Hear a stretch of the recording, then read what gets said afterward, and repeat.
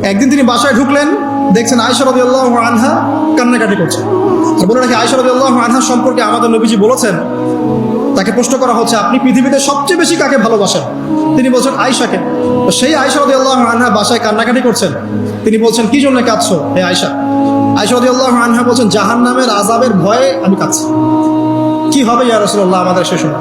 তখন আল্লাহর নবী তার স্ত্রীকে বলছেন, যাকে তিনি সবচেয়ে বেশি ভালোবাসেন, তাকে বলছেন তিনটা ক্ষেত্র বা তিনটা জায়গা আছে যখন পৃথিবীর কোনো মানুষকে চিনতে পারবে না পরকালে, এমনকি আমিও তোমাকে চিনতে পারবো না। সেটা কি? যখন এই যে মিজানের পাল্লাটা দাঁড় করা হবে, এই যে এটা ভারী হচ্ছে না হালকা হচ্ছে, এই সময় কেউ কাউকে চিনবে না, কারো কথা কারো মনে থাকবে না। দুই, যখন আমল নামা ছুড়ে দেওয়া হবে, আমল নামা এভাবে উন্মুক্ত করে ছুড়ে দেওয়া হবে। আরেকটা হচ্ছে যখন মানুষ পুলসিরাত পার হবে, তখন কেউ কারো কথা মনে রাখবে না।